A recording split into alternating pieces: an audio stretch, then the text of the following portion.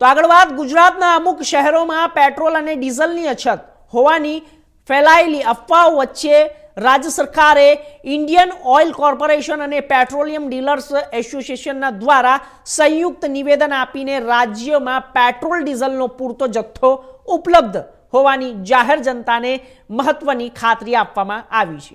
તો આ સંદર્ભે અન્ન નાગરિક પુરવઠા વિભાગના અધિક મુખ્ય સચિવ મોના ખાંધારે જણાવ્યું હતું કે રાજ્યના તમામ પેટ્રોલ પંપો પર જરૂરિયાત મુજબ પેટ્રોલ અને ડીઝલનો જથ્થો પૂરતા પ્રમાણમાં ઉપલબ્ધ છે, જેથી નાગરિકોએ પેટ્રોલ પંપ પર લાંબી લાઈનો લગાવી અને પેનિક થવાની જરૂર નથી।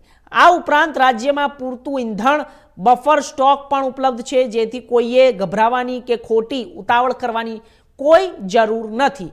અધિક મુખ્ય સચિવે ઉમેર્યું હતું કે અમુક જગ્યાએ પેટ્રોલ અને ડીઝલની અછત હોવાના કારણે જ્યારે સમાચાર માત્ર અફવા છે, ઉપરાંત જો કોઈ ડીલર પાસે જથ્થો હોવા છતાં જાણી જોઈને પંપ બંધ રાખશે અથવા તો જનતાને હેરાન કરશે તો તેની સામે સખત કાયદેસરની કાર્યવાહી કરવામાં આવશે।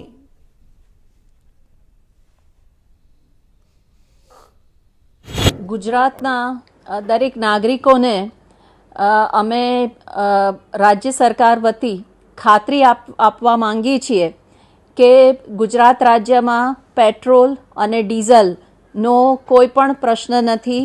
બધા જ પેટ્રોલ પંપ ઉપર પૂરતો જથ્થો ઉપલબ્ધ છે, તેમજ આપણી પાસે પૂરતો બફર સ્ટોક પણ ઉપલબ્ધ છે।